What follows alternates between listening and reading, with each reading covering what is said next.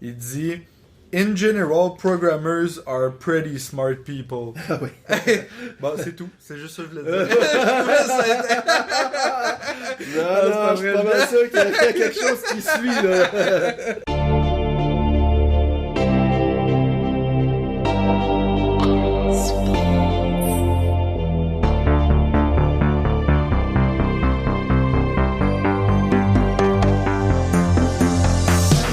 Bienvenue à ce deuxième épisode du podcast Semi-Colon.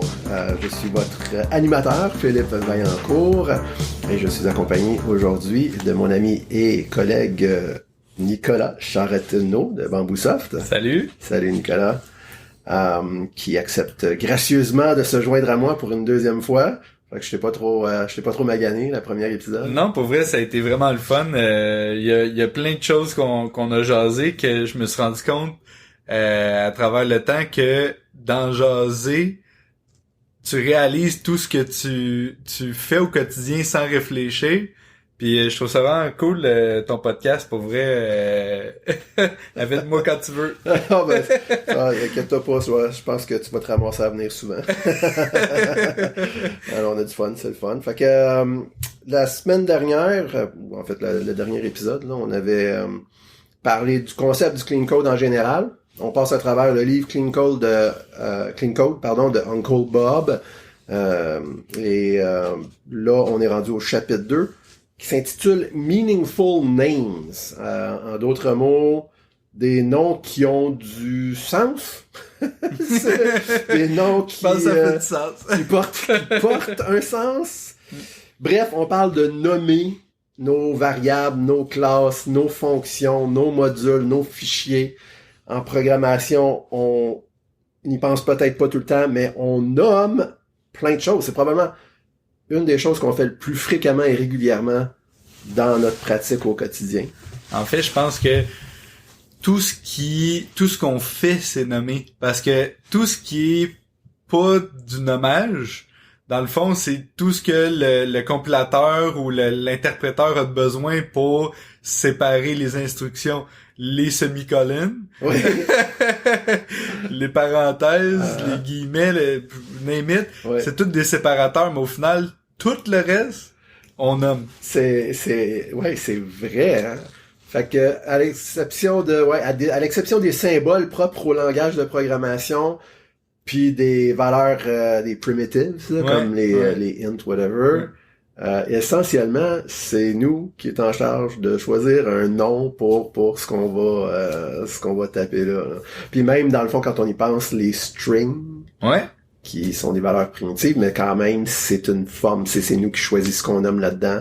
Fait que des messages d'erreur qui quoique je pense que c'est pas là-dessus qui s'attarde dans ce chapitre-là, là, c'est mais surtout je dirais le nom des variables, le nom des propriétés des champs, le nom des classes, le nom des interfaces. Oui, les interfaces, effectivement. Ouais. Donc tout ce qu'on a nommé qui nous permet de mieux s'orienter, puis de tu sais, on a parlé de certains concepts dans l'autre chapitre, dont que du clean code, c'est du code qui fait ce qu'on s'attend qu'il fasse. Ben, pour qu'il fasse qu'est-ce qu'on s'attend qu'il fasse, il faut qu'on lise un nom qui nous, un genre de sujet qui s'apprête à dire, hey, dans cette méthode-là, là, ça va faire telle chose. Ouais. Puis il faut vraiment livrer la marchandise après l'avoir fait, là, c'est vrai. Question pour toi, ton impression avec ce que parce que je veux dire, toi et moi, au quotidien, là, on écrit, mais on lit beaucoup de code à l'interne, mais aussi, naturellement, à des librairies externes. On voit le code que d'autres... La documentation. Plein. Des exemples en ligne, ou même des fois, tu sais, je veux pas Stack Overflow, peu importe, là, on va lire des solutions à des problèmes. On va voir des repos sur GitHub, on voit comment est-ce que d'autres personnes ont structuré puis écrit leur code. Fait que, as-tu l'impression que c'est quelque chose, un domaine dans lequel la plupart des programmeurs font relativement bien, ou est-ce que tu penses qu'il y a de sévères lacunes dans ce domaine-là De façon générale, là. Je pense de façon générale, en fait, je veux dire, on devrait être excellent à nommer, ça devrait être un requis. Je pense qu'on est pas mal moyen en général dans les choix qu'on fait. Parce qu'il y a aussi un aspect très personnel à nommer. Tu sais, c'est niaiseux, mais le chapitre 2, tu regardes, c'est un père puis sa femme qui regarde pour choisir un nom à tous ses petits-enfants. Ben c'est un peu ça, c'est que pourquoi tu vas choisir un nom plutôt qu'un autre? C'est entre autres par ton expérience, par qu'est-ce que ces mots-là veulent dire pour toi. Fait qu'à un moment donné, ça se peut que le développeur qui est à côté de toi, tel mot, lui, il l'aime plus pour parler d'un certain concept. Toi, t'aimes mieux un autre mot pour exactement le même concept. Mais les deux, c'est un bon mot pour le contexte. Fait que il y a un aspect personnel dans le nommage de ce qu'on fait, mais ça reste qu'il y a clairement des mauvaises pratiques. Oui, effectivement. Puis c'est drôle de te parler de l'illustration, mais pour que là, les auditeurs voient un peu plus de quoi on parle, là, c'est un couple, la dame est enceinte, puis ils sont en train de regarder pour un livre pour de nom de bébé, là. Mais tu vois qu'ils ont déjà, genre, 7 enfants. Fait que ça l'exprime un chat. Oui, puis un chat, qu'il faut trouver un nom au chat aussi. Fait que ça l'exprime une des problématiques, puis peut-être une des raisons pour lesquelles on a de la difficulté, c'est que nommer une chose, si ton programme avait juste une variable, OK. Mais quand t'as déjà 7 variables dans le même contexte, ou en tout cas proche du même contexte, que t'as dû choisir des noms, puis là, t'es rendu, il faut que tu choisisses un nom pour une autre variable qui contient quelque chose qui est pas exactement pareil, mais qui ressemble en maudit à l'autre, puis là, t'es comme, mais là, comment est-ce que c'est là où tu peux voir que facilement, tu peux facilement voir que c'est pas facile de nommer les variables et autres d'une bonne façon, là.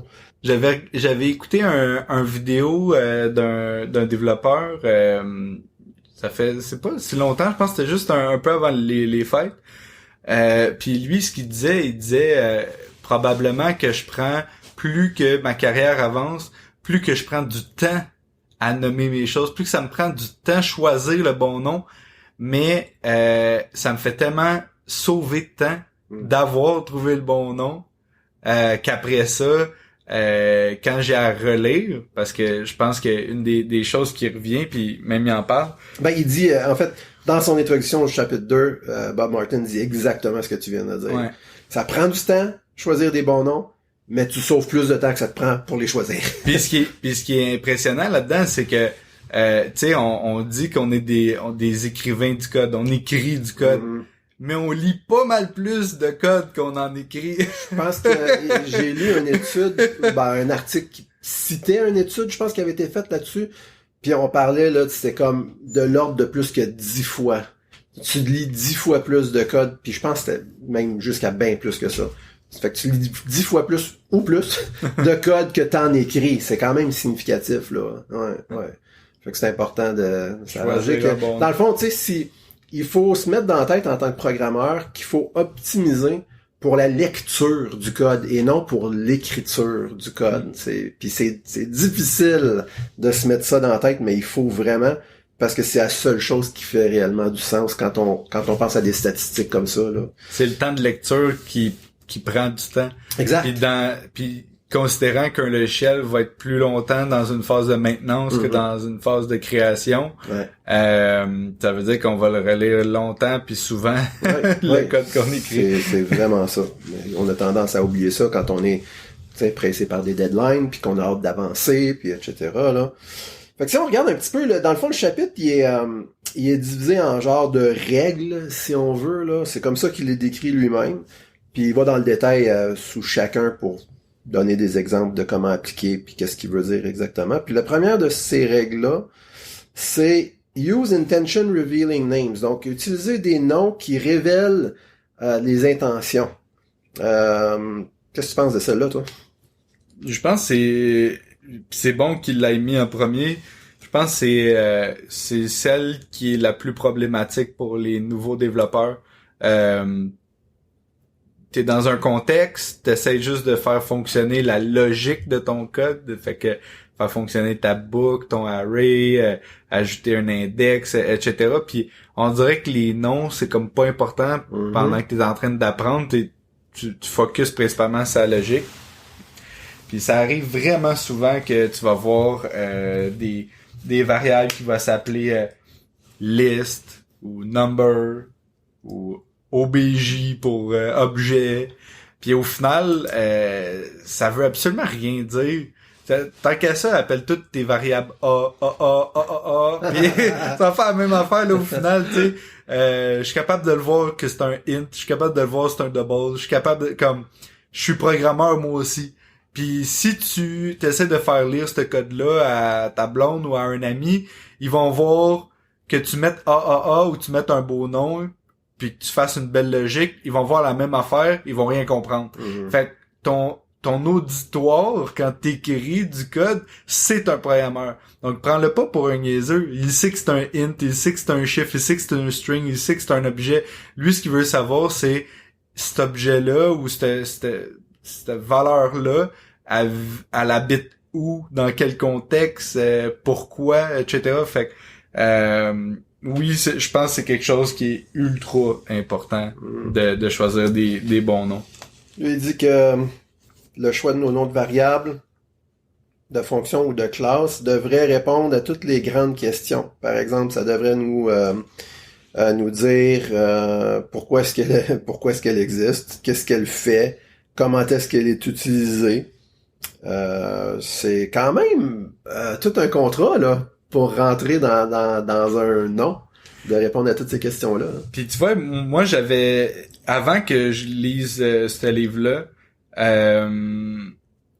c'était déjà quelque chose que je mettais en place, puis même qu'à un moment donné, je me suis même posé la question, j'utilise-tu des noms trop longs? Me semble que les autres développeurs utilisent des noms plus courts que moi, puis quand j'écris une classe, ben, ma classe, elle dit tout le temps ce qu'elle fait ou son contexte. Ou... Là, à un moment donné, je me suis même remis en question, est-ce que je devrais pratiquer à avoir des noms moins longs?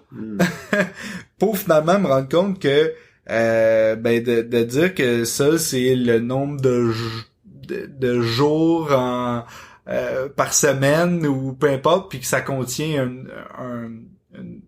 un chiffre, ben c'est correct. La personne qui va lire puis qui va voir la valeur 2, il va comprendre que c'est le nombre de jours par semaine. Ouais. Tu sais, fait que pour moi, je trouve que c'est quand même important. Puis je me demande d'où ça vient quand même, parce que moi aussi je constate ça. Il y a une tendance chez les programmeurs à essayer de faire du code qui est concis, qui est court, qui prend pas beaucoup de caractères, qui prend pas beaucoup de lignes. Puis il y a une certaine valeur à ça, parce que je pense qu'il y a un dicton qui dit que le moins de code t'écris, le moins de potentiel de bugs que tu peux y avoir. Puis je pense que c'est vrai, surtout pour ce qui est peut-être des lignes de code, là. Mais tu sais, quand t'es rendu à nommer toutes tes variables avec juste une lettre ou 2-3 lettres, tu sais, il y a une différence là. Puis je pense, j'ai un feeling, je sais pas qu'est-ce que t'en penses. Ma théorie, c'est que dans le temps, c'était relativement important de maintenir un code source qui était en termes d'espace là, sur le disque dur ou peu importe, qui était vraiment petit. On parlait de kilobits, là, ce que tu pouvais fitter sur les médias de l'époque. Fait que oui, tu sais, tu peux t'imaginer dans un code source de milliers de lignes, si tu t'assurais que toutes tes variables avaient juste 1, 2, 3 caractères plutôt que, tu sais, qui contiennent 8 mots, que ça soit une phrase finalement en bout de ligne, ça pouvait être important. Alors j'ai peut-être, je sais pas, là, c'est ma théorie, que ça s'est comme propagé dans le temps, cette façon de faire-là. Puis c'était certainement une vertu à l'époque, c'était important. Fait que ça a demeuré dans l'esprit de certains, puis ça a été transmis comme étant quelque chose d'important ou une vertu quelconque. Quand dans le fond, on s'entend qu'aujourd'hui, dans la très grande majorité des cas, on a en masse d'espace pour nommer nos variables, le dictionnaire au complet, là, si on voulait, là, tu sais.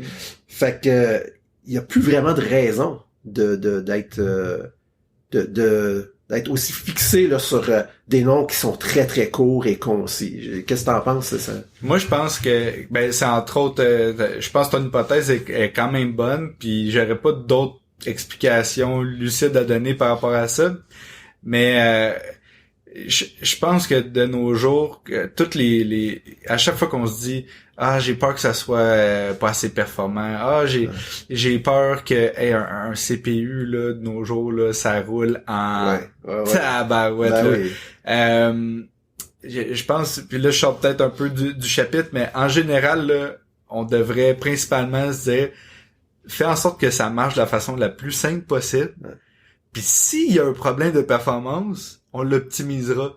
Ouais. Mais arrange-toi pour que quand tu vas avoir à l'optimiser, que ça soit lisible, puis que tu as choisi les bons noms de variables, puis tu comprends ce que ces noms de variables fait. Parce que ça se peut que tu n'ailles pas à y retourner par rapport à la performance. Ouais. Mais peu importe la raison pour laquelle tu vas avoir à y retourner, il va falloir que tu lises les noms. Que tu comprennes les concepts, puis pourquoi ils ont été découpés de cette manière. C'est je pense, une très très bonne façon de voir les choses. D'ailleurs, c'est pas... je me rappelle plus c'est qui a dit ça, mais je pense que ça date d'un bout, là. Il y a un programmeur qui a popularisé ce dicton-là. Make it work, make it right, make it fast. Fait que commence pour t'arranger que ça fonctionne. Après ça, on pourrait dire make it right, arrange-toi pour que ça soit bien fait. Donc du code de qualité. Donc si t'es capable de faire les deux en même temps, tant mieux, mais ce qui est important en premier, c'est que ça fonctionne. Puis ensuite, si nécessaire, optimise pour la rapidité. Mais quand on se borne à maintenir des petits noms de variables, tout de suite, c'est comme si on pensait à l'optimisation de rapidité, de performance en premier peut-être. Mais des fois aussi, je pense que puis c'est pas tard, on assimile des variables courtes à un code concis, donc à plus lisible.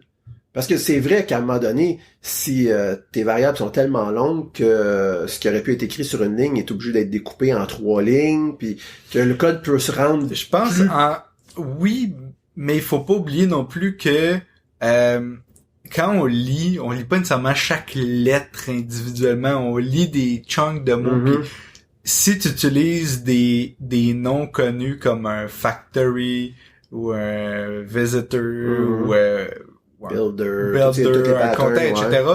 Pas de besoin de lire chacune des lettres pour en voyant ton nom de classe qui a le mot builder dedans, puis de comprendre c'est un builder. Puis en fait, ça va être plus explicite que tu me l'appelles je sais pas quoi builder que tu me l'appelles je sais pas quoi B majuscule. Puis que là il faut que je comprenne que ton B majuscule ça voulait dire builder. Ouais, ça c'est évident. Puis je pense qu'il en parle dans une autre section du livre là. Si on parle juste pour le fun à la prochaine section, c'est avoid disinformation. Donc éviter la mésinformation, désinformation.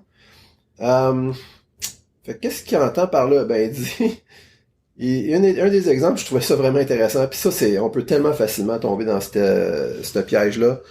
Il dit beware of using names which vary in small ways. Faites attention à pas utiliser des noms qui varient seulement d'une petite façon. Puis là, il donne 2 exemples. XYZ controller for efficient handling of strings. XYZ controller for efficient handling of strings. Fait que c'est un nom qui est quand même il est explicite. Fait que ça c'est bon dans un sens. Mais là il dit mettons que tu dans un module juste à côté, tu nommes un autre variable XYZ controller for efficient storage of strings. Ça c'est un exemple de où est-ce que tu cherches le trouble. C'est long, puis comme 85% du nom de la variable, il est identique d'une variable à l'autre. Tu peux facilement confondre puis choisir le mauvais. Facilement.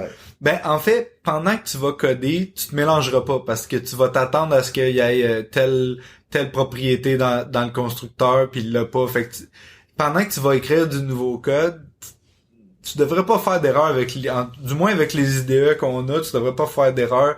Il va te dire rapidement là que la propriété existe pas dedans ou la méthode existe pas, etc. Mais quand tu es en train de figurer comment insérer du nouveau code, Puis quand on parlait qu'on lit comme 10 fois plus souvent qu'on écrit, ben pendant que tu fais juste figurer puis lire, t'es en train d'essayer de faire un contexte dans ta tête du morceau, du module que t'as à faire ou du component que t'as à créer. Puis là, t'es en train de peut-être de te mélanger entre 2-3 concepts pendant que t'es déjà en train d'essayer de juste comprendre comment ça marche. Clairement, je suis totalement d'accord avec avec ce principe. Il y a une autre affaire qui dit par rapport à ça. Ça, c'est vraiment... ça aussi, puis même, je me suis retrouvé, moi, personnellement. Je fais plus attention à cette heure-là, mais je me suis retrouvé à tomber dans ce piège-là.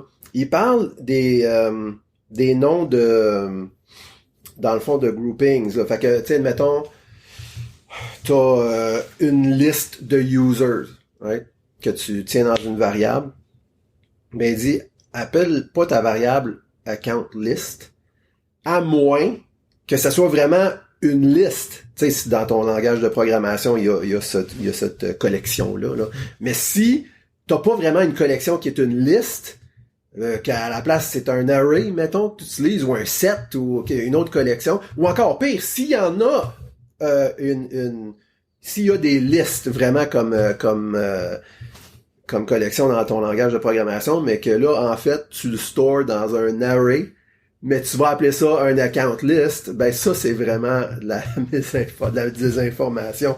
Fait qu'il préférer d'utiliser tout simplement, comme mettons, si c'est une liste de users, ben, appelle ta variable users. That's it. Puis là, à ce moment-là, t'as pas le... C'est quand même très explicite, ben, quand tu y penses.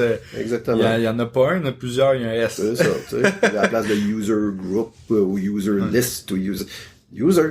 C'est tout. Puis c'est pas fou, je trouve, là. Dis-moi que tu diminues les chances de problèmes, là, liés au nom de ta variable. C'est un autre... dans le fond, ça... Tu vois, on parlait que faut pas vérifier avec essayer d'être concis, mais dans ce cas-là, ouais, je pense que c'est un bon objectif de dire, regarde, si ça ajoute rien ce bout-là, ou même pire, si ça peut porter à confusion, coupe-les. Trouve une autre façon de dire ça. Ouais, puis si ça peut, si tu détectes que ça pourrait porter à confusion pendant que tu l'écris, imagine pour celui qui lit, qui a pas le contexte en tête. Ouais, ça c'est un bon point. Oui. Ça devrait être une petite lumière là qui t'allume là. T'es en train de l'écrire, tu fais ça pourrait. Juste le fait que t'as eu la réflexion là. Il y a des méchantes bonnes chances que tu t'alignes pas à la bonne place. T'appelons, c'est vrai. Et ça revient à... Tu vois, ça demande de la réflexion. C'est vrai que ça demande un certain temps supplémentaire de s'assurer d'avoir des bonnes variables, mais faut le faire. C'est tellement important. Voulais-tu dire de quoi d'autre sur cette section-là? Non, j'avais pas, j'avais noté plus sur, un peu plus tard, là, dans le chapitre. On va y arriver. La prochaine, c'est Make Meaningful Distinctions. Celle-là, on l'a bien ri quand on l'a regardé en équipe. Parce que on a été coupable d'avoir brisé cette règle-là. Quand il parle, par exemple, je vais traduire en français, make meaningful distinctions. Donc, faites des distinctions qui font du sens. Qui font du sens, ouais, je sais pas, meaningful, ouais. Ou clair, des grandes des distinctions. Ouais, qui ont un certain... Ouais, c'est ça. Puis, il donne comme exemple... The truly hideous practice of creating a variable named class avec un K just because the name class avec un C was used for something else. Puis c'est ça. On a déjà vu ça, hein je pense. Faut avouer qu'on a déjà vu ça. Ouais. Mais pourquoi est-ce que c'est pas une bonne chose? Sincèrement, je pense que en partant, tu veux pas mélanger les prochains développeurs à essayer de comprendre pourquoi tu l'appelais qu'un cas, ou peut-être d'essayer de comprendre y a-tu un autre sens, c'est-tu cas quelque chose d'autre, ou tu sais, qu'est-ce que ça veut dire las, ou peu importe, ils ont-tu fait une erreur dans le nom de la variable, ou tu sais, c'est qu'à un moment donné, pendant que t'es en train de lire, tu te poses beaucoup trop de questions pour... Regarde, c'est une classe. Et voilà. Puis, tu sais, dans le fond, quand tu y penses, ça, c'est un truc pour satisfaire le compiler, right? Le compilateur, Ouais, le compilateur. Ben, le naming, en général, c'est que ça, là. Si on pouvait écrire en 0 puis en 1 directement en langage machine, il y aurait pas de traduction à faire, là. Non. Sauf que ça serait pas lisible pour les humains. C'est ça. Fait que la seule raison pour qu'on nomme les choses, c'est pour que ça soit lisible pour des humains. C'est ça. Puis là, si le compilateur, il dit que string, c'est déjà utilisé par le système, ben, tu peux pas nommer ta variable string. Appelle-la pas str parce que tu peux pas utiliser le mot string. Utilise pas le mot str. String, c'est HTRLZ. Oui, c'est ça. Mais c'est essentiel l'affaire avec la classe, avec un cas, c'est essentiellement ça. Parce que là, quelqu'un pourrait arriver, ben c'est un peu comme t'as dit. Puis là, il pourrait dire, ah, c'est quoi ça? Ok, t'as une minute, c'est peut-être comme un genre d'abréviation ou quelque chose, un class ou un classe. Ou là, il essaie de, tu sais, oui, parce que quelqu'un pourrait arriver pis dire, non, clairement, il aurait pas fait juste remplacer le mot classe par classe avec un... Il y a personne qui ferait quelque chose de même, voyons. Oui, oui! Puis le pire, c'est je pense qu'on a eu exactement cette discussion-là parce que celui qui avait pris la décision, puis je pense qu'il m'avait même demandé, je peux-tu le faire? Comme, ben ouais, tu sais, le classe, il est pris.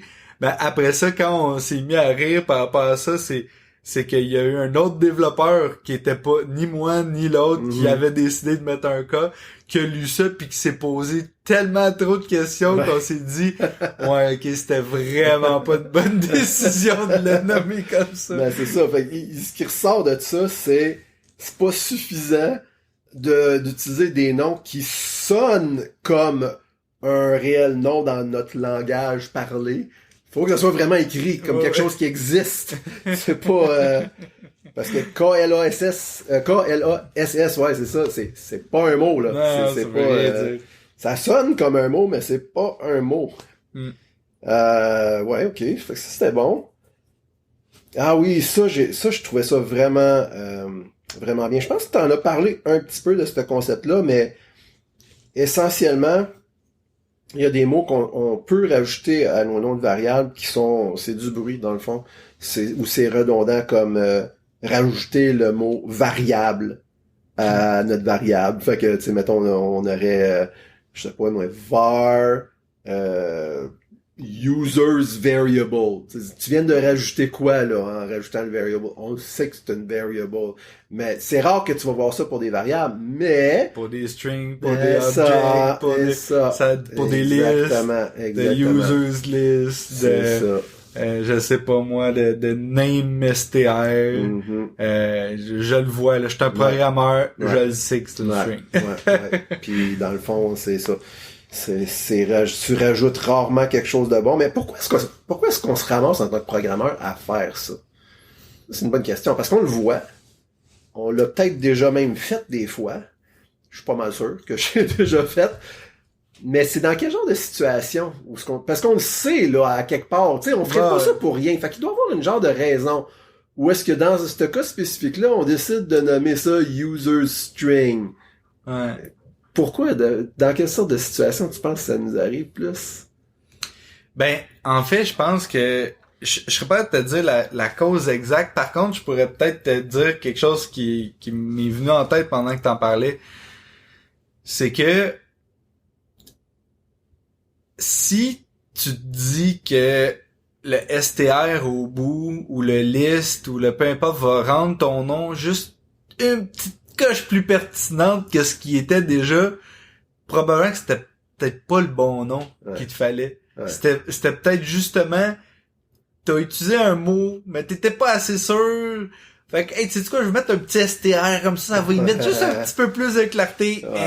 Erreur, c'est pas le bon nom, t'as pas trouvé le bon nom. C'est ça. C'est ça, ça devrait, il y a des lumières qui devraient, puis je pense que j'ai comme l'impression que en même temps, quand on se retrouve à faire ce genre de choses-là, c'est peut-être une indication qu'il y a une abstraction qui veut sortir de ça, là. Si tu es obligé dans ton nom de variable, de dire que c'est le name string ou user string, peu importe. 2, 3, 4 mots dedans. C'est peut-être que t'es dû te sortir une classe qui tu sais, un value class qui lui contient cette string-là, dans le fond, mais que qui peut c'est probablement quoi, encapsulate en français. Encapsulé, je pense que ça se dit, mais je pense que c'est vrai ce que tu dis parce qu'à un moment donné, il y a tu sais, t'as les types primitifs. Ouais.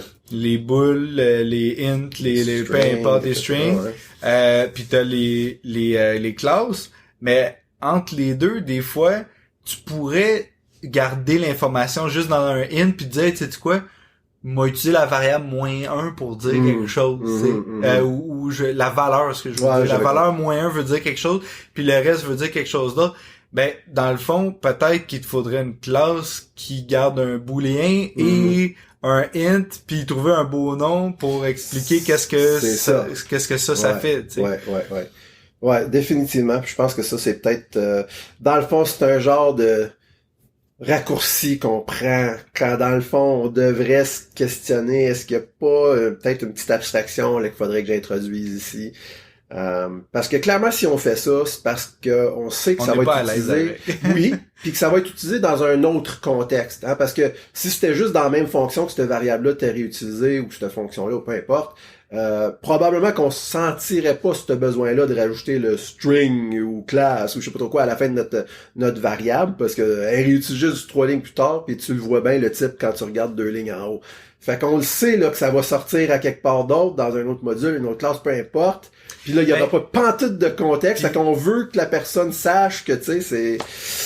Une des choses qui vient de me venir en tête, qui pourrait peut-être expliquer pourquoi on a le goût de mettre des fois str ou list ou peu importe, c'est qu'on est dans le contexte d'une classe, on se ramasse à avoir une propriété ou un field en haut qui s'appelle users. Puis là, on est en train de faire l'opération de filtre ou peu importe avant d'aller le porter dans la propriété en haut.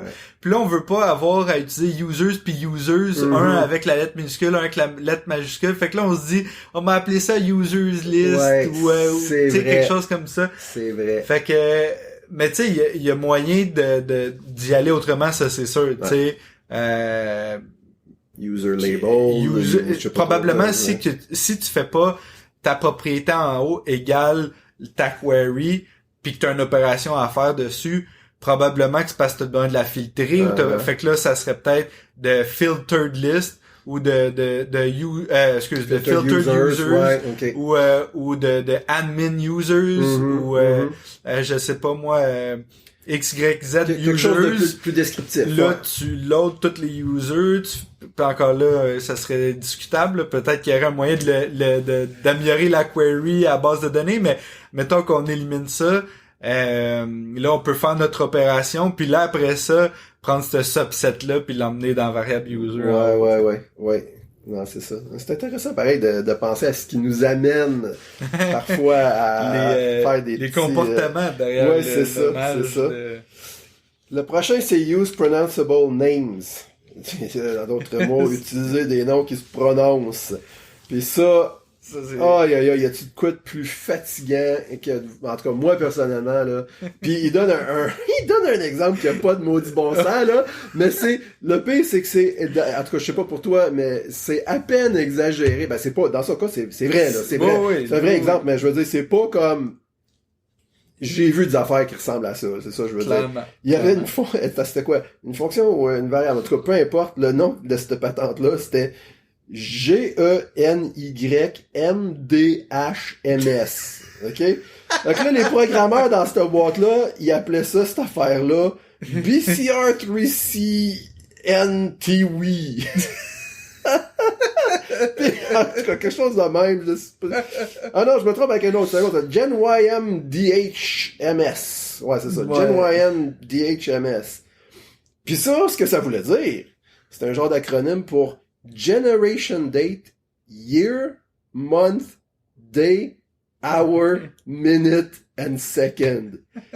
Comme, t'arrives, tu sais, t'étais nouveau dans cette compagnie-là, pis t'arrives dans le codebase, on te donne une petite job, pis tu tombes là-dessus. C'est comme, what? Il y a no way, c'est ça.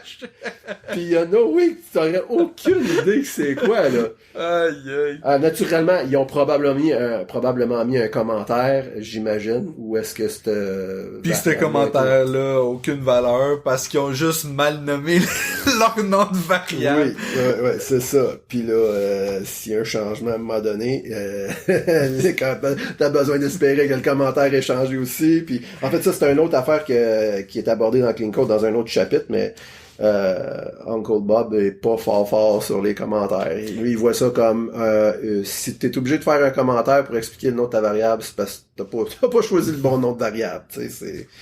Ah, mais je veux revenir à ce qu'on disait tantôt par rapport à une autre chose qui vient de me venir en tête par rapport à pourquoi on ajouterait str ou date ou list ou peu importe à la fin d'une variable. Puis en voyant l'exemple, ça m'est venu. C'est que dans le fond, ça peut être aussi simple que tu stores un type dans un autre type. Exemple, une date, pour une raison X, tu la reçois en string. Ouais. Puis là, tu veux la storer en string en attendant que tu la convertisses en l'objet de date de ton langage. Fait que dans le fond, là, t'appellerais ta variable du genre date in string ou date UTC string ou en tout cas peu importe. Mais encore là, ça serait peut-être unparsed date. Puis là, après ça, tu fais ton opération, puis là, tu te ramasses un peu plus loin qu'une variable qui s'appelle date. Ouais, ok. Ouais, c'est vrai. Fait que c'est pour des variables intermédiaires, admettons. T'es en train de faire des conversions, du parsing, ou en tout cas du mapping. Puis là, à ce moment-là, disons, je te dirais que personnellement, ça serait plus pardonnable. Tu sais, si la variable est juste pour storer temporairement, puis ça aligne dans un peu d'après, tu fais ce que t'as à faire avec. C'est pas la fin du monde, mais quand même. Ouais, c'est ça. C'est toujours mieux un peu le principe. Si on commence à casser une vitre, on va avoir le goût de tout saccager. C'est ça. Oui, c'est ça, c'est un bon point. C'est parce que si on n'a pas le réflexe de systématiquement avoir ces pratiques-là, de toujours faire de la qualité, puis de toujours bien faire, ça deviendra jamais naturel. Ça sera jamais quelque chose qui va venir tout seul, puis un réflexe. Ça va toujours être un gros effort de le faire si on le fait juste une fois de temps en temps, ici et là, si on en ressent le besoin, tu sais. Tandis que si tu te dis, je vais le faire tout le temps, même quand il y a peut-être peu de valeur à le faire, là, que c'est pas la fin du monde si je le fais pas. Mais si tu te dis, surtout quand tu commences à essayer de le faire... Mais c'est pas la fin du monde si tu le fais aussi. C'est un bon point. Surtout si tu le fais tout le temps, parce que ça sera pas un gros effort de le faire, parce que tu vas être habitué à penser de cette façon-là, puis à te soucier de ça, puis tu vas avoir acquis une certaine expérience aussi, là, de comment mettre en pratique ces principes-là dans différents contextes. Fait que... Puis c'est aussi une question de tu sais, c'est niaiseux à dire, là, mais il y a plusieurs personnes qui disent que d'être programmeur, c'est aussi d'être un petit peu paresseux, vouloir trouver le chemin le plus court, le moins d'efforts possible, optimiser, etc. Puis d'un certain sens, c'est que t'es en train en étant un petit peu sloppy sur comment tu choisis tes noms de variables, oui, t'es en train de sauver du temps toi, mais collectivement, à ton équipe, ou même à ton toi futur, dans 3 mois quand tu vas te réveiller. 3 mois, 2 semaines. 2 semaines. T'es déjà en train, tu gagnes très peu de temps maintenant pour t'en faire perdre juste un petit peu plus la prochaine fois. Mais sur tout ce que t'as à coder dans une journée, si toutes tes actions t'en fait gagner un petit peu aujourd'hui pour t'en faire perdre un petit peu plus demain, c'est ça. C'est une roue sans fin, là.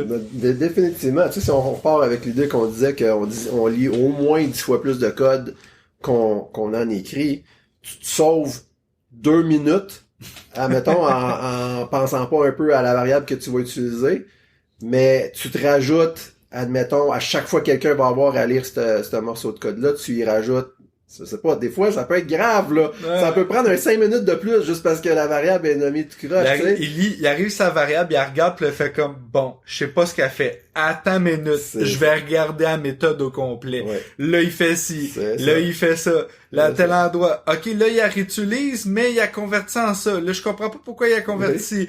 Là, c'est ça qu'il fait avec C'est sa variable. ça. Fait que là, remonte en haut. OK, ben, le nom veut rien dire.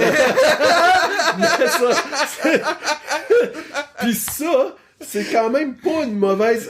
c'est pas le pire des scénarios, parce que des fois... Il faut que t'ailles dans 4 Ben, fichiers. oui, puis des fois, si la personne, c'est pas juste de pas faire des beaux noms, mais tout le reste de son code est pas très très clean, tu fais tout cet effort-là, puis tu sais pas plus qu'est-ce qu'il a fait. Fait que là, t'es obligé de checker le git blame, d'aller voir le gars, pis viens-t'en ici, tu vas m'expliquer qu'est-ce qui se passe, parce que là, moi, je suis plus capable.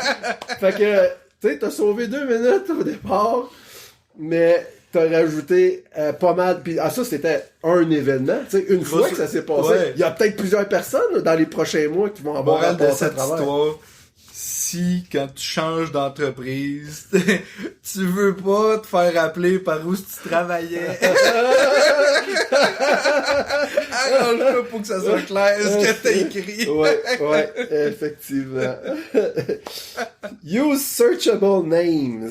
Utiliser des noms qui sont cherchables. Ouais, Ouais. puis ça, je vais être assez simple là-dessus. Si tu trouves un article que tu lis régulièrement en ligne, puis que tu sais que tu cherches un certain mot, mettons tu cherches le, t'écris CTRL F LE, ça va te sortir 150 lignes qui ont le mot LE, mais tu sais que ça s'appelle XYZ, t'écris XYZ, il l'a juste 2 fois dans le fichier. Une des forces de la programmation, c'est d'avoir accès à un ordinateur pour fouiller dans nos fichiers, puis de faire des recherches, puis de retrouver ce qu'on a besoin de retrouver. Puis lui, un des exemples qu'il dit, c'est qu'il dit dans le langage anglais, parce qu'en programmation, on écrit pas mal en anglais, il dit que la lettre E, c'est comme 80%, là, je l'ai pas devant moi, là, mais c'est comme 80% du langage anglais. Fait que si tu nommes ta variable avec une seule lettre, tu dis int E égale peu importe, cherche dans ton code la lettre E, ça se peut que tu cherches longtemps en maudit, tu sais. Fait que c'est bien plus le fun quand tu utilises des noms de variables très clairs, puis même des fois t'es en train de la coder la fonctionnalité, puis tu sais que dans 3 fichiers plus loin, tu l'avais nommé un tel, CTRL F, tel nom, boum, ça te retrouve le fichier. Ça devient plus agréable de te promener dans ton code, puis de fouiller, puis de... Puis là, tu me fais penser à quelque chose, si on revient sur notre idée de comme de faire des noms de variables qui sont courts et concis. Fait qu'on s'entend qu'une lettre, c'est un cas extrême, puis que tu vas généralement éviter ça à part de des contextes très, très, très restreints, ou par exemple, dans plusieurs langages avec un loop, ou ce que tu nommerais I, là, ça serait ton... certaines conventions. Ouais, c'est ça, certaines conventions, mais à part de ces contextes-là, tu cherches le trouble, on s'entend, si tu nommes une variable E, I, ou whatever. Mais en fait, même, mettons une variable avec, je pense, mettons que tu écris tes noms de variables en français, puis là, tu aurais quelque chose qui représente un an, une année. Un année. Puis tu choisis de nommer ta variable AN. C'est techniquement correct, admettons, là.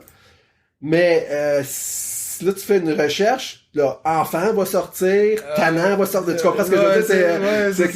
Fait que tu serait mieux de l'appeler année, par exemple. Ça serait plus facilement cherchable, là, avec tes outils, avec ton IDE pis tout ça.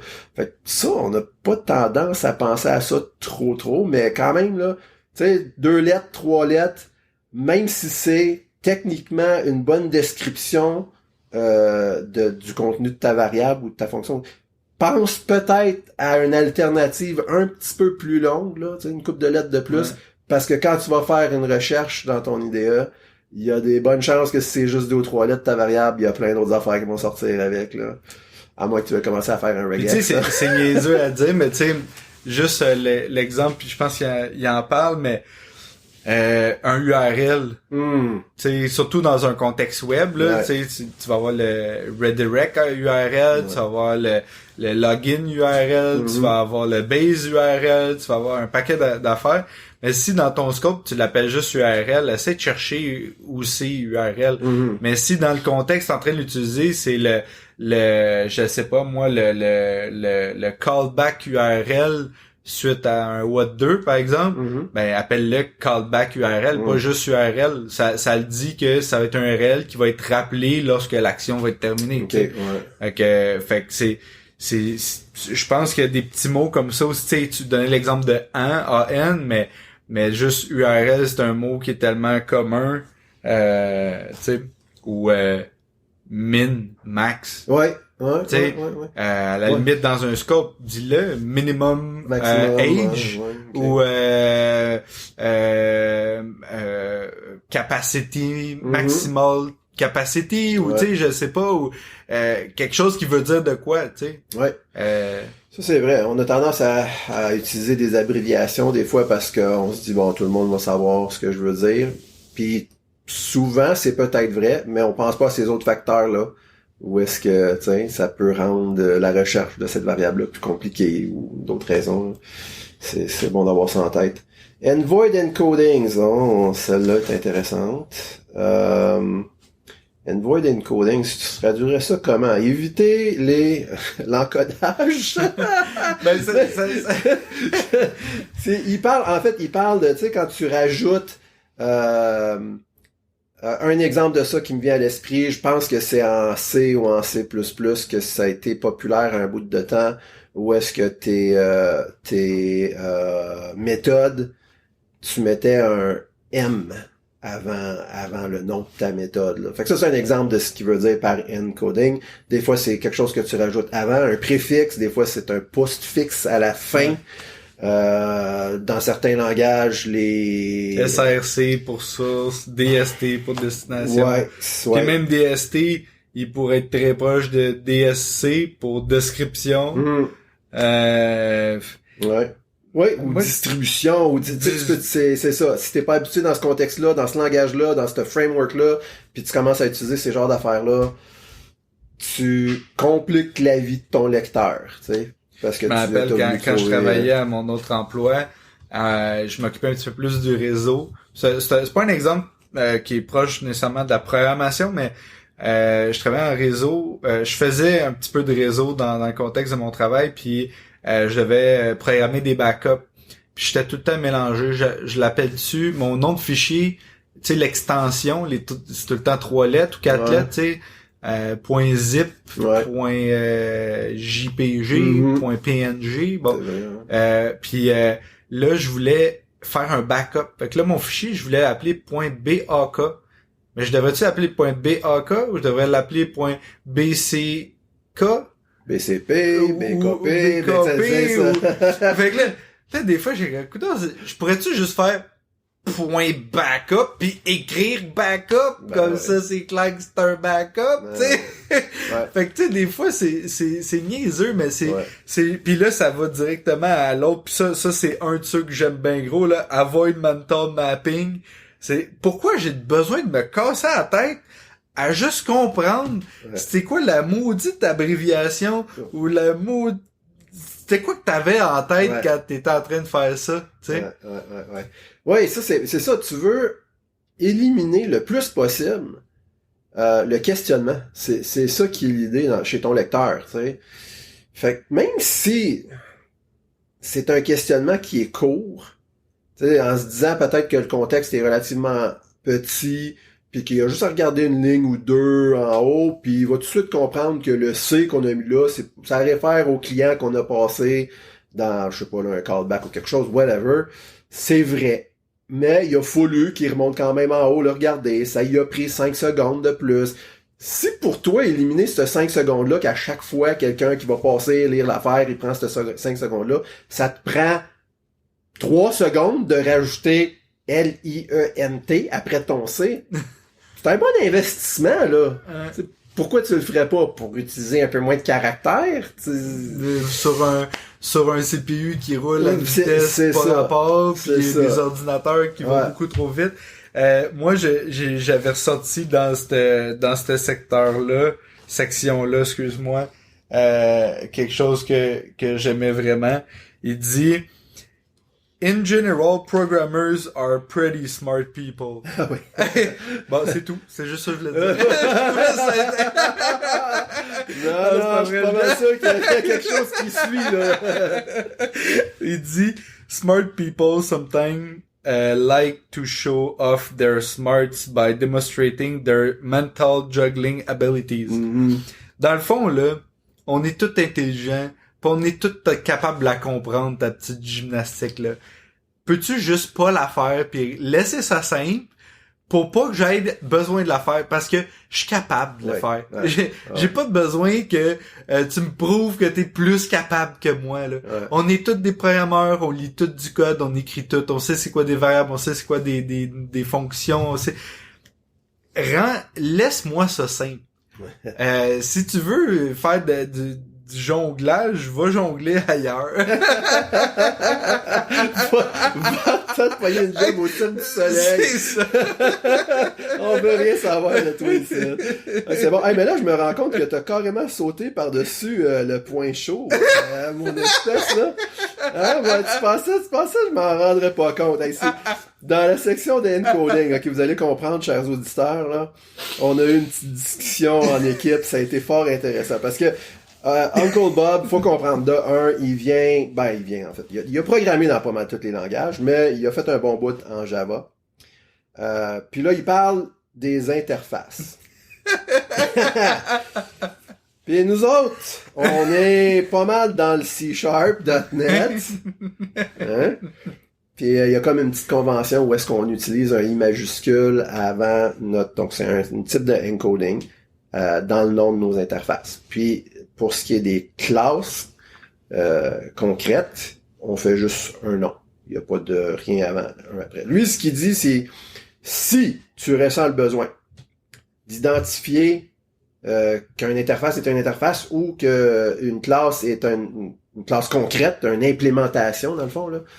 Il dit, moi, je préfère mettre le encoding sur l'implémentation, donc sur la classe, puis de laisser le nom tout nu sur l'interface. Puis bon, il y en a qui sont d'accord, il y en a qui sont moins d'accord. Mais ça peut faire des gros débats. Mais quelle leçon est-ce qu'on peut tirer de cette section-là? Puis peut-être les discussions qu'on a eues autour de ça, d'après toi, qu'est-ce qui ressort? Là, je pense que le moins d'encoding tu fais dans tes noms de variables, mieux c'est, mieux ton code va se porter, mieux que les gens qui vont l'utiliser vont se porter. Si tu veux avoir la définition de l'interface, ton idée devrait être capable de retrouver l'interface facilement avec une clé, avec un shortcut. T'arrives à l'interface, tu vois c'est écrit interface. Merci, bonsoir, on revient où ce qu'on était, on continue notre réflexion. Fait que le moins d'encoding possible en général partout dans ton code, le code va mieux aller. Fait que théoriquement, d'ajouter IMPL à la fin de ta variable pour dire que c'est l'implémentation. C'est une sorte d'encoding, ça aussi. C'est une sorte d'encoding qui ajoute pas tant de valeur non plus. Puis probablement où qu'on avait eu la discussion, c'était que justement en C# tous les interfaces commencent par un I, donc pourquoi pas faire ça au moins en C#. Mais là, quand on parle de standardisation, de dire ben là, c'est pas tout le monde qui code en C#, on a des devs qui codent en PHP, des devs qui codent en Angular, d'autres qui vont coder en Flutter maintenant. Est-ce qu'on devrait adapter nos conventions de naming selon le langage, ou on devrait juste tout le temps utiliser des bonnes pratiques pour nommer, tu sais? Mais là, on s'est rendu compte que c'était une discussion chaude, qu'il y avait des comment je pourrais dire ça? Des valeurs qui étaient frictionnées, ça chauffait un peu, mais... mais c'est ça. Mais ça démontre une chose, tu vois. tout est pas blanc et noir. Il y a pas juste une bonne façon de faire les choses. Il y a des pour et des contre différents parce que lui, il amène un bon point. En fait, je dirais 2 bons points. Le premier point qu'il dit, c'est tu devrais juste pas en avoir d'encoding. Fait qu'essaye de trouver un moyen de pouvoir nommer tes classes et tes interfaces de façon différente pour que tu n'aies pas besoin de les identifier comme étant une interface ou comme étant une classe là, dans le nom comme tel.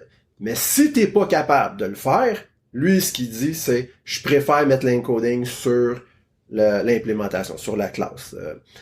Puis il y avait une certaine logique dans ça, parce qu'en réalité, si tu fais du bon code puis que tu utilises pas mal, tu respectes les principes solides, tu vas généralement injecter dans tes constructeurs l'interface. Exactement. Fait on s'en, tu sais, pourquoi j'ai pas besoin de savoir si c'est une interface rendue là. Moi, c'est ça que j'injecte. J'injecte un X bidule, tu sais. Exactement. Fait que ça, son thinking est pas fou. Mais d'un autre côté, si t'es dans un langage, puis ça, c'est valable aussi comme argument, comme dans C#, où ce que il y a vraiment une convention quand même pas mal solide, où ce que comme la très très grande majorité des gens, puis des librairies qui existent, utilisent un I pour identifier leur interface. Est-ce que tu vas perdre, tu sais, le monde qui vont venir travailler dans ton codebase plus que d'autres choses parce que tu n'utilises pas la même? Parce que ça revient toujours à la base, qu'est-ce que tu veux? Éviter la perte de temps du lecteur. Ouais. Fait que est-ce que le lecteur va être plus perdu parce que t'as pas mis des I ou moins perdu? C'est ça la question qu'il faut répondre. C'est pas toujours facile. Là, mais... est-ce que tu veux faire gagner du temps à tes développeurs expérimentés en C# quand ils lisent du C#, ou tu veux faire gagner du temps à tes développeurs moins expérimentés qui prennent déjà beaucoup de temps à comprendre comment, mettons, le C# fonctionne, puis de leur ajouter la barrière de pourquoi il y a un I ici, puis bon, fait que ça, c'est ça. C'est un autre niveau de... Fait que là, c'est de se poser la question, est-ce qu'on veut aider ceux qui sont les plus rapides à aller encore plus vite, les plus lents à aller plus vite? Mais encore là, tu sais, ça reste quand même léger comme changement, mais à un moment donné, quand t'es rendu à faire des tests, tu automatises tes processus de release avec les tests, à un moment donné, c'est que t'as pas le choix d'avoir une certaine structure d'abstraction dans ton code pour être capable de moquer certaines affaires, pour être capable de tester juste des petits chunks de logique. Fait qu'à un moment donné, t'as pas le choix de coder en interface. Puis en codant en interface, ben tu sais que tu vas l'injecter par constructeur. Fait qu'au final, tu vas même pas le voir le I. À part quand tu lis le constructeur, tu vas voir qu'il y a un I. Après ça, tu vas savoir que la variable s'appelle je sais pas quoi service. Puis ce service-là a la méthode X qui te retourne Y comme... C'est pas important le I là, rendu là, tu sais. C'est ça. Fait que, puis je pense pas que ça mélange personne. Encore là, le IMPL non plus devrait pas mélanger personne. C'est juste, c'est ça. Les deux, c'est un encoding. Personnellement, il y a, je pense qu'il en parle dans ce livre-là, ou je l'ai peut-être lu ailleurs, mais je préfère les encodings, pis ça c'est personnel, je préfère les encodings qui sont à la fin des noms, parce que, par exemple, admettons que tu regarderais une liste, tu sais, de toutes tes variables que tu aurais dans ton code source, par exemple. Ben là, toutes tes interfaces sont classées par I, tu sais, plutôt que la vraie chose que tu recherches. Ouais. Tandis que si tu mets le encoding à la dans le dossier, puis là tu cherches le je sais pas moi, customer service, ben là tu cherches e-customer service, tu sais. Mais encore là, si tout le monde si tout est dans un dossier interface, ben il commence par I, puis après ça, la deuxième lettre, elle devrait filtrer. C'est pas la fin du monde, on s'entend. Ouais, c'est ça. Il y a beaucoup de ces choses-là qui sont pas la fin du monde, mais comme on a dit, il y a un effet composé. Un 5 secondes ici, un 5 secondes là, un 10 secondes ici, un 10 secondes là. Enlevons c'est ça. Les préfixes, les suffixes, le moins possible. Le moins possible, exactement. On commence à manquer de temps un petit peu, mais il parle des noms de classe puis des noms de méthodes, fonctions. Puis ça, je pense qu'on a pas mal tous déjà vu ça, là, ce concept-là, où est-ce que les noms de classe devraient être, dans le fond, des noms et non des verbes. Donc, c'est comme des objets, donc un user, un client, un compte, etc. là. Puis les noms de fonctions ou de méthodes devraient être des verbes, devraient être des actions. Donc, un exemple serait, je sais pas moi, enregistrer le bidule. Ouais, tu sais, ajouter telle chose à telle affaire. Bon, tu sais, des choses comme ça. Puis ça fait bien du sens quand t'es dans dans la mentalité du OOP, là, du Object Oriented Programming. Ça, c'est... Une autre chose par rapport à ça que j'avais noté, que je trouvais intéressant, c'est la longueur des variables. Parce que moi, c'était une question que j'avais. Ça m'arrivait souvent de dire, coudonc, mais il semble que mes noms de variables sont plus longs que la moyenne des autres développeurs. Mais lui, ce qu'il dit, c'est que la longueur des noms devrait être proportionnelle à la grosseur du scope dans lequel il se situe. Ouais. Puis c'est une réflexion que j'ai momentanément.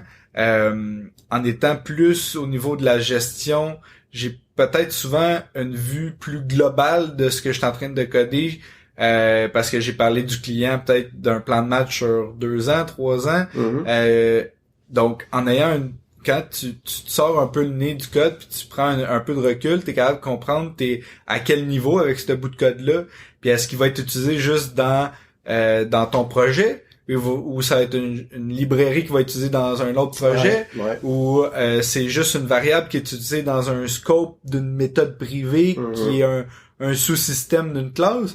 Ben normalement, la logique fait que dans une méthode privée, tes noms de variables pourraient être tout petits. Si c'est une classe qui est interne à ton projet, ben pour être relativement moyen comme nom. Puis si c'est une autre classe qui va être utilisée dans une librairie externe qui pourrait être réutilisée par d'autres personnes, ben là j'arrive avec des noms beaucoup plus explicites avec 3-4 mots dans le nom. Fait que dépendant à quel niveau on est, on peut remarquer que ça vaut la peine ou pas d'avoir un nom à coucher dehors ou pas. À coucher dehors. Ouais, ben c'est ça. Dans le fond, plus ton auditoire risque d'être large, plus tu devrais être descriptif et passer le temps nécessaire pour réfléchir à un bon nom de variable.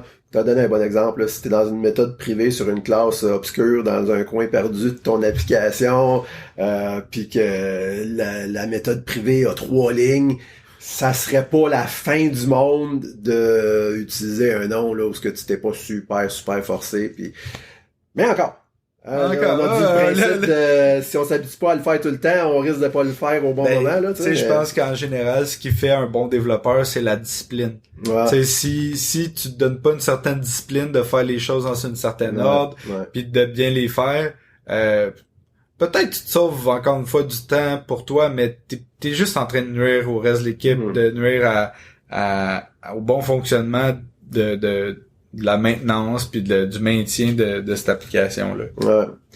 Un autre concept qui est ça aussi, j'ai eu de la difficulté avec ça moi dans mon parcours, je dirais là, pick one word per concept. J'ai été coupable de pas faire ça et j'ai été la victime de ça aussi. Tu sais, d'un côté comme de l'autre, il donne comme exemple. Là, alors, juste pour traduire en français, choisissez un mot par concept. Fait que là, il donne un exemple. Mettons que tu as le concept de quelque chose qui va chercher de l'information. Alors là, tu pourrais appeler ta méthode pour faire ça get quelque chose, mais là, si tu te ramasses dans une autre classe avec une méthode qui fait le même genre d'opération, qui va chercher de l'information, mais là, tu choisis de l'appeler retrieve bidule, puis là, une autre classe, fetch bidule. Tu sais, c'est comme 3 mots qui sont des synonymes, ça fait la même opération, mais là, parce que tu n'utilises pas le même genre de convention, là, ben là, ça peut poser toutes sortes de questions à quelqu'un qui compare les deux classes. Là, mais ça fait quelque chose de différent? Pourquoi qu'ils les ont pas nommés de la même façon? Il doit avoir une petite différence. Ça doit venir de... Là, il y a toutes sortes de possibilités, là. Puis je trouvais ça... parce que moi, je me rappelle très bien d'avoir eu ce questionnement-là à quelques reprises là, dans mon parcours. Encore là, c'est pas un poème que t'es en train d'écrire, là. Même si tu me guettes partout, là. Oui, c'est vrai. C'est vrai. La répétition est pas mauvaise dans ce cas-là. Ça, dans ce cas-là, ouais, même si c'est juste là, au début de toutes tes affaires, c'est correct, là. Ça, l'exemple que je viens de donner s'applique plus au nom de méthode, mais la même chose peut être vraie pour les noms de classe. Il parle entre autres de, comme mettons, des contrôleurs, des managers. Tu sais, c'est vrai, là. T'as qui aiment mieux ça, des controller managers, c'est ça. Il y a plus de fin, là. Fait que, choisis-en un. Puis, c'est tous des managers. C'est tous des services.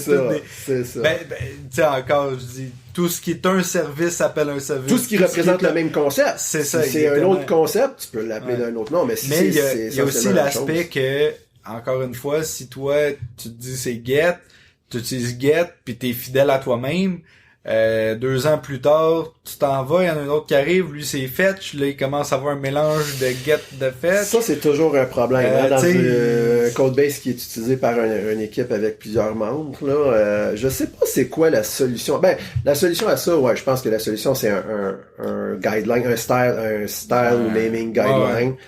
Que les gens... Qui est respecté, que les gens... Dans les PR, c'est obligatoire. C'est ça, faut que ça fasse partie du processus de review, pis tout ça. Ça serait la solution, effectivement. Ouais. Ben, si moi je peux finir, j'aurais pas d'autre chose à ajouter après ça, mais use solution domain names. Oui. Ben, tu sais, en informatique, il y a des patrons ou des algorithmes qui sont connus. Par exemple, une recherche dichotomique, ben on sait c'est quoi, le patron visiteur ou le médiateur. Fait que pourquoi pas juste s'appeler la classe account visitor ou je sais pas moi search dichotomic search. C'est correct d'utiliser un mot qui représente un concept parce qu'on est toutes des personnes qui normalement, si on les a pas encore vus, on est sur le point de les apprendre parce que c'est des concepts qui reviennent souvent. T'sais. Ouais, ben là, faut que je t'avoue que c'est quoi, comment t'appelles ça, une recherche dichotomique? C'est-tu l'équivalent de binary search, ça, en anglais? C'est ça? C'est un arbre avec, que c'est... Ouais. Ben, en tout cas, si je me fie à une dichotomie habituellement, c'est comme quelque chose qui a deux choses. Tu regardes tout à droite, c'est ça. Ou à gauche. Si c'est à gauche, je l'avais jamais juste entendu. Désolé. C'est en français que c'est plus employé. C'est peut-être dichotomique en français, puis binary en anglais. Non, c'est ça. En anglais, c'est binary. Mais c'est correct de mettre aussi... Ou c'est peut-être deux concepts complètement différents. Je sais pas, il va falloir que j'aille faire une recherche. Le pire, c'est que dans ce cas-là, précisément, la recherche, probablement que on pourrait avoir une abstraction qui est search algorithm, puis de ça faire une classe concrète qui serait plus un dichotomic search strategy, parce que là ça utilise le patron stratégie, tu sais. En tout cas, mais encore là oui, c'est ça, mais le principe c'est que s'il y a des concepts qui sont bien connus par tous les programmeurs ou à la limite tous les programmeurs de ton équipe, et puis que c'est clair que ce mot-là est associé à ce concept-là, c'est correct, puis même c'est une bonne chose de l'utiliser parce que ça décrit bien ce que cette classe-là ou cette méthode-là va faire. Fait que je te dirais que le seul cause que je vois que le nom veut pas dire grand-chose, c'est mon deuxième nom. Je m'appelle Arthur. Fait que Nicolas Arthur Charette-Naud. Sérieusement? T'as déjà une autre famille composée, là, je commencerai pas à utiliser Arthur, ça c'est sûr. Parce que j'ai un grand scope. C'est correct. C'est bon. T'as un grand scope, t'as un nom qui va avec. C'est super. Hey, ça a été le fun de jaser avec toi, Nicolas. Yes, Arthur Charette-Naud. À propos de l'importance de choisir des bons noms pour nos variables. Yes, ben merci de m'avoir invité une deuxième fois. J'espère avoir l'occasion de revenir. Ça fait plaisir. Merci à tous nos auditeurs. À la prochaine épisode, on va poursuivre avec le chapitre... là, c'était le 2. C'était le chapitre 2 qu'on vient de faire. Fait que le chapitre 3, si je me rappelle bien, on parle des fonctions. Des fonctions. À la prochaine. Salut.